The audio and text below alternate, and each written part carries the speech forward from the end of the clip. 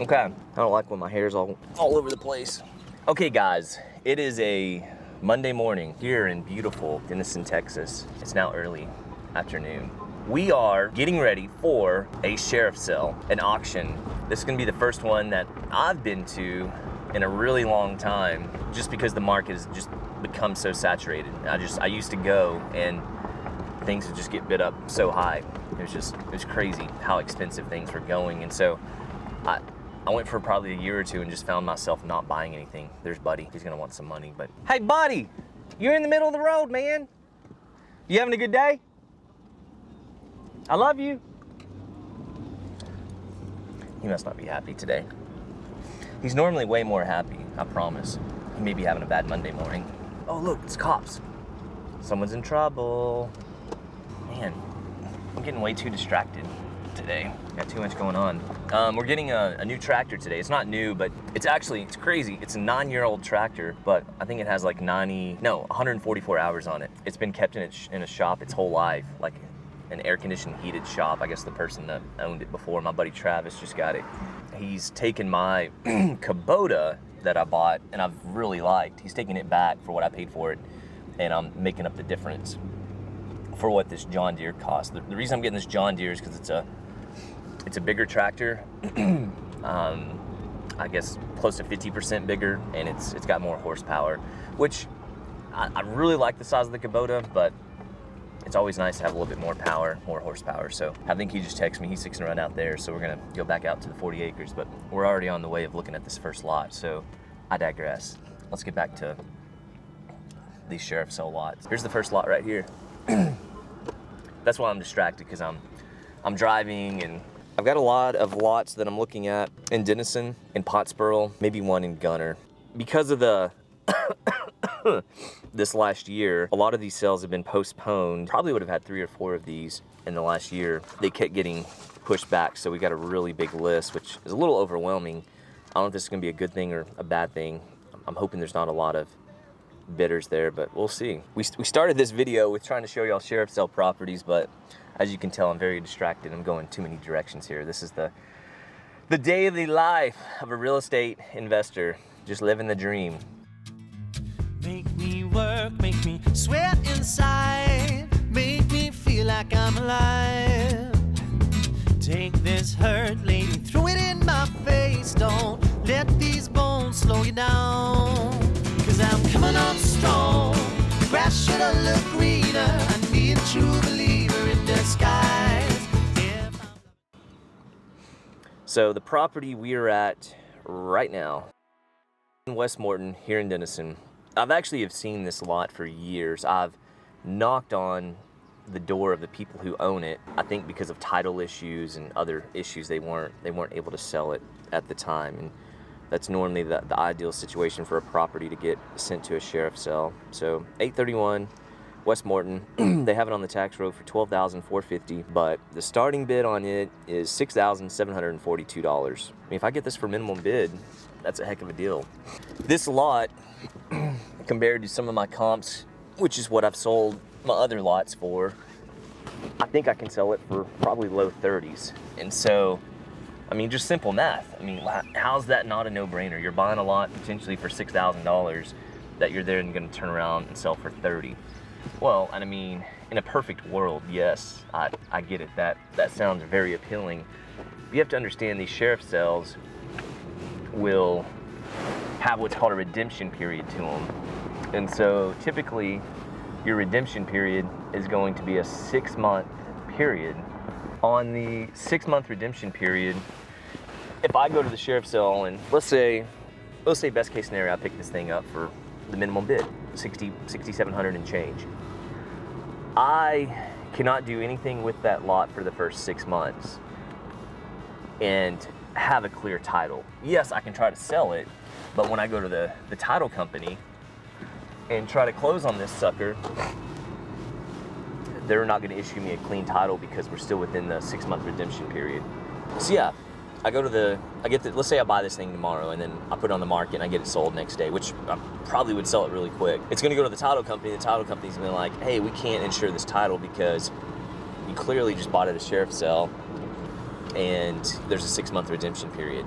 And when we used to do this and try to sell them right off the bat after 6 months, we had title companies tell us that we couldn't even sell them for 2 years because there's another redemption period that's up to 2 years. But really, the way that works is it's only 2 years if it's been, and you guys correct me down below in the comments if I'm wrong, but my understanding is if it was a homestead, it was someone's actual homestead, it turns from a 6-month redemption period into a 2-year. And then the other one is if it's like an ag exempt property. So if it was some acreage or land that had an ag exemption, it then turns into a 2-year redemption period. 80-90% of the time that we buy these properties, they're gonna have a 6-month redemption period just because, I mean, there's a small percentage of them that are actually homestead or ag exempt. I pretty much go under the impression of buying these properties and just knowing I'm gonna be sitting on them for 2 years. And I'm okay with that. It's an investment. I mean, I'm buying a $30,000 property potentially for $6,700. So I'm okay to sit on it for 2 years. And that's what we've always done. We used to buy these properties all the time at sheriff sales, and that's where I've told y'all, we got them pennies on the dollar. Of course, those days are long gone, and we pay substantially more now for these properties.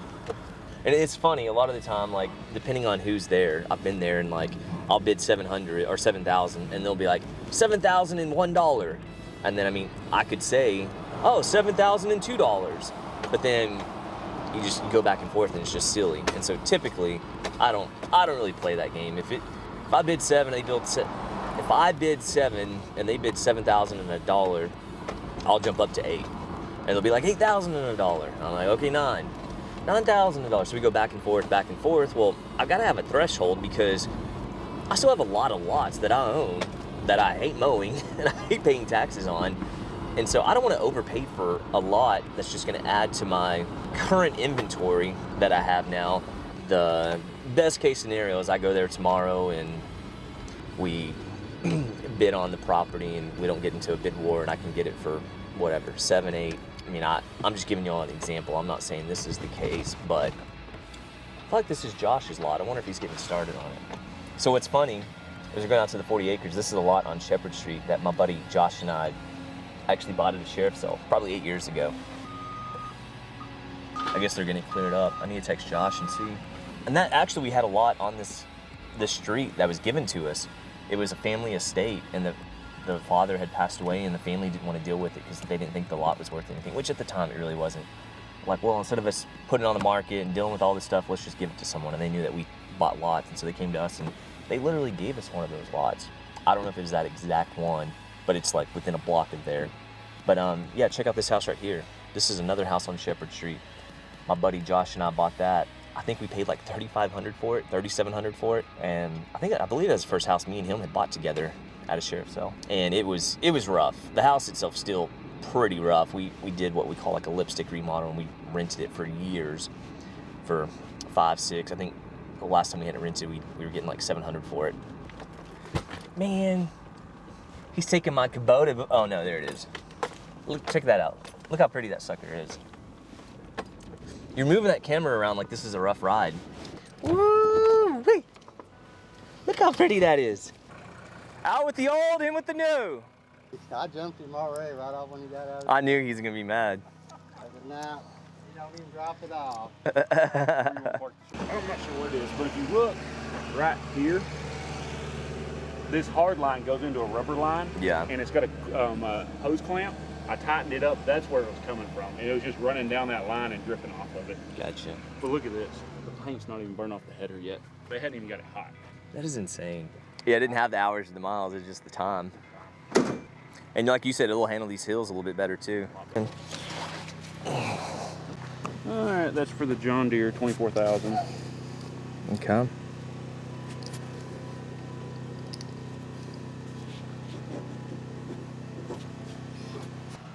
Another happy customer from Helm Venture. Appreciate it. LLC, right? Look at Bad Brad trying to figure it out.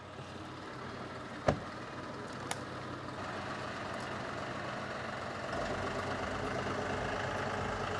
watch that tree. He clearly just left tree. Don't break it. Be careful. You break it, you buy it. Yeah. Okay, so we've gone to the Morton lot previously. We have now looked at the tractor, or exchange tractors, and we are going to go to the next property. Holy crap. Whoa, that was cool. I don't know if that's like a big creek or a river.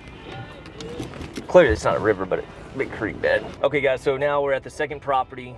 We're on it looks like a private road, but it's not a private road. We got these dogs chasing us. I just don't want to hit them. Right outside city limits. So this house right here is going to be at the sheriff's sale tomorrow. I'm fixing to tell you all the value on it. And it's an old mobile home. I mean, it looks like it's livable, which is always a good sign, but I'm more or less kind of looking at the land. It looks like a really cool property. I'm going to pull over here and try to look up the details once we get past it, but it was on, I think it's a few acres, maybe a little shy, 2 acres. It looked like a kind of a rougher looking mobile home. But I mean, if it's livable, it really doesn't matter.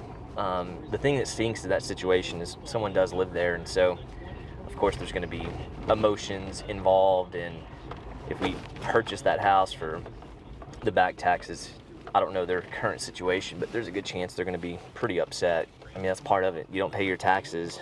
I hate to be that way. That's why the law is in place for those situations. But of course, we've bought places in the past where there's been people in it, and we're very polite, and we talk to them, we give them a chance to stay there, whether if they want to pay a little bit of rent or if they need some time to get out. We always work with people like that. So for it being a crappy situation, we try to take other people's feelings and situations into consideration and make the best of it. So they've got it at $30,000 for the appraised value. Clearly they're not paying their taxes, and so it's coming up to the sheriff's sale.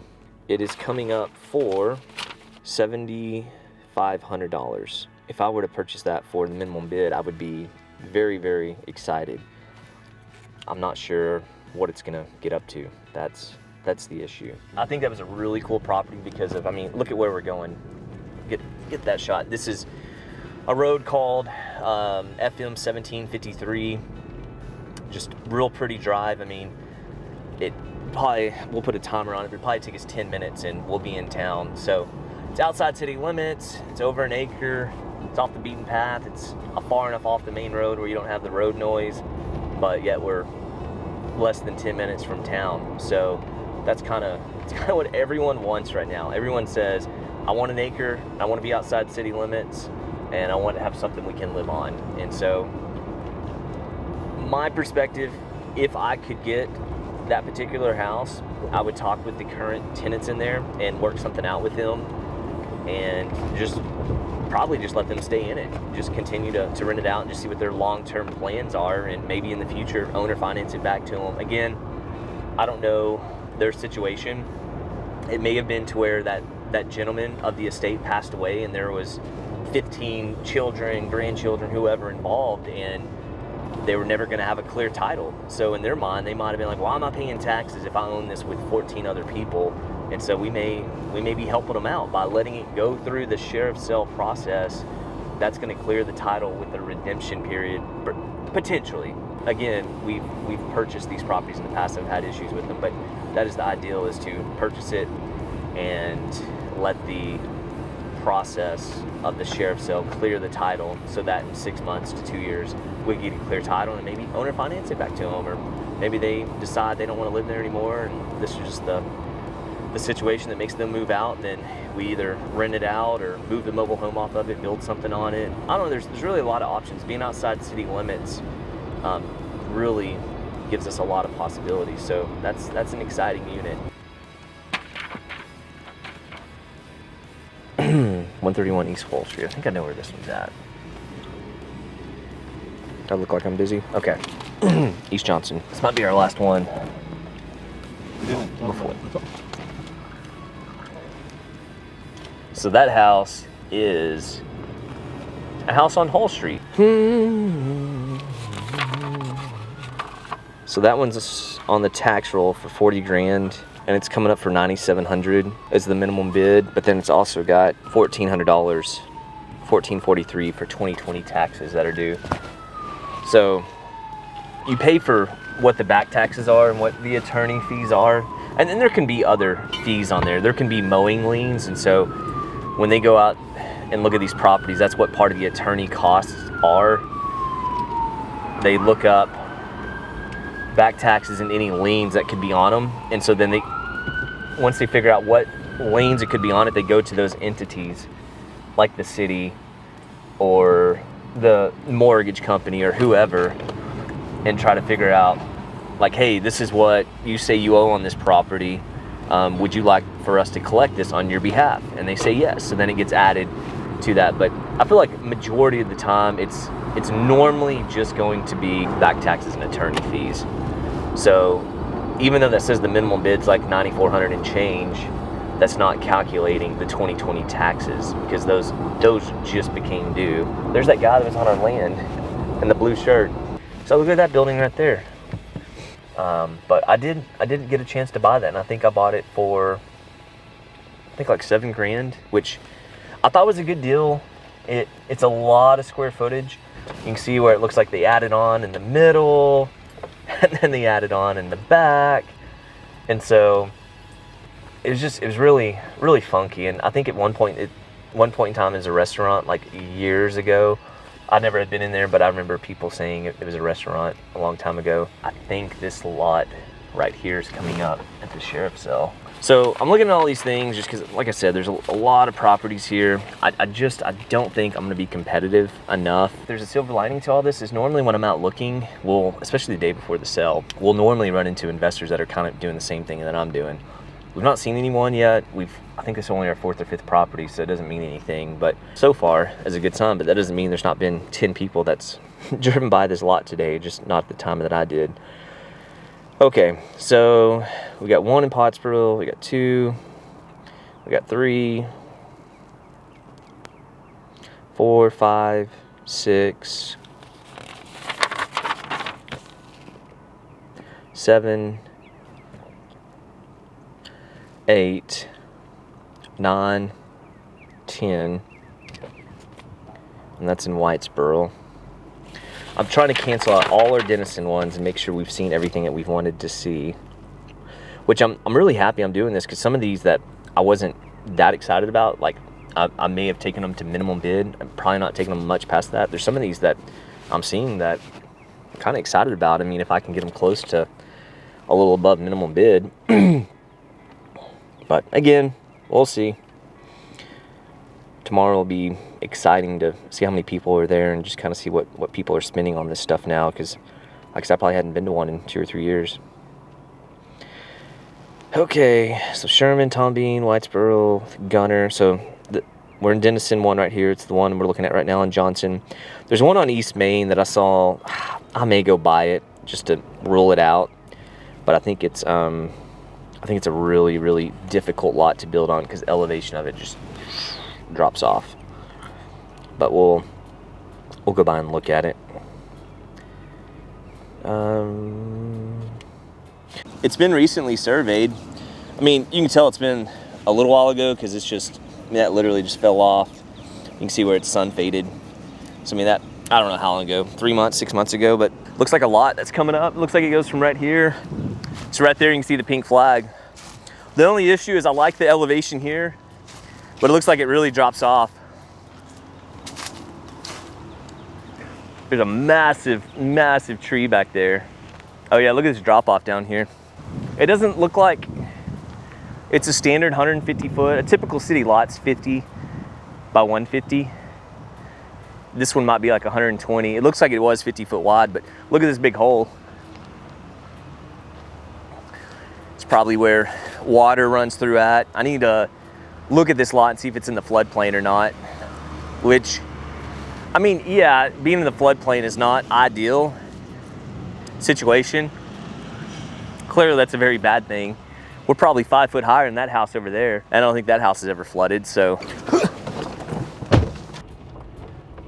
Person just hanging out.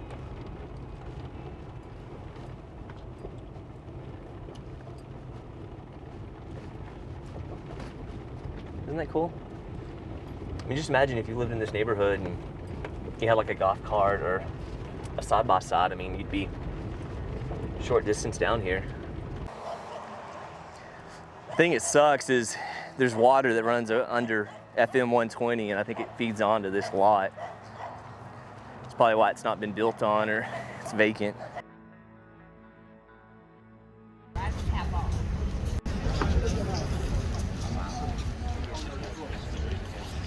Six seats. Are there any bids? Bidder number 14. Minimum bid? Minimum bid, $6,428.76 is the bid for bidder number 14. Are there any other bids? Number 68. 3,200. Okay. 3,200 is the current bid. Bidder number 68. Bidder number 51. 6,000. I'm sorry, say it again. 6,000. 6,000. Okay. $6,000 is the current bid by bidder number 51. Bidder number 48. 7,500. 7,500. 7,500 is the current bid by bidder number 48. Are there any other bids? Bidder number 5. Did you say 10,000, sir? Okay. $10,000 is the current bid by bidder number 5. Are there bidder number 51? 12,000. 12,000. $12,000 is the current bid by bidder number 51. Bidder number 5. 15,000, sir? Okay. $15,000 is the current bid by bidder number 5. Are there any other bids? Are there any other bids? Bidder number 55. 22,000 is the current bid by bidder number 31. Bidder number 39. 22,500. 22,500. Current bid by bidder number 39. Are there any other bids? 11,500. 11,500 is the current bid by bidder number 95. Bidder number 14. 15,000. 15,000. 15,000 is the current bid by bidder number 14. Bidder number 39. 16,000. What was that bid, sir? 16,000. 16,000. 16,000 is the current bid by bidder number 39. 64, bidder number 64, bids 20,100. 20,100 is the current bid by bidder number 64. Bidder number 103. 20,500.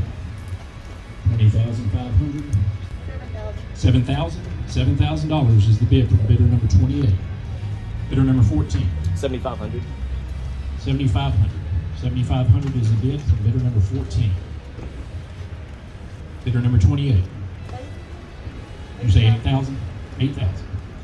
8,000 is the bid from bidder number 28. Are there any other bids? Are there any other bids? Are there any other bids? Bidder number 51. 8,100. 8,100. 8,100 is the bid from bidder number 51.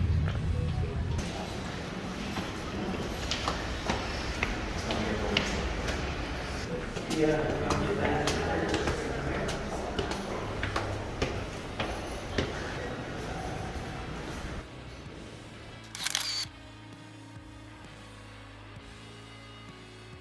least I'm proud of everyone going to the bank and paying that route. We are here. It is the next day. We spent all day yesterday looking at the property, spent pretty much the whole day looking around, and my worst fear happened. As you can see behind us, you'll see in some other videos, there's just a ton of people here. And I mean, I had my minimum bid set, and I bid on a lot of stuff. You'll see in some of those other videos, but things were just going way more than what I wanted to. I spent a little bit more than my max bid on a few just to try to get some. I did get one property out in Simmons Shores. It's just a single lot. I don't know what I'm gonna do with it yet. Maybe try to sell it to a neighbor, clean it up, put a metal building on it or something. I don't know, but we'll see. Like I said, that's why I've not came here in the last 2 or 3 years. Of course, we've not had a sale in the last year, so it was just a ton of properties today. I think there's but close to 15 properties, and you can see the people behind me, they're still bidding. Still a lot of properties left. I went ahead and left to sell though, just because I had one of my buddies next to me. He kind of told me what some of his bids were, and they were just more than what I wanted to spend. And I saw what other things were going for, and there's two or three other properties I really wanted, but I knew I wasn't going to get them for what way lesser properties were going for. I mean, what my back's bid is, they're probably going to go double, triple that, but we'll see. But yeah, you guys let me know what you think. This video is a little bit different than what we normally do, but it kind of shows you how we do get some of our properties. Of course, we don't get as many of our properties anymore like this, just because it is so saturated, the market's so hot. But yeah, you guys let me know what you think. If you got any questions, leave some comments down below. And if you've not yet subscribed, please hit the subscribe button and smash that like button. Until next time, peace.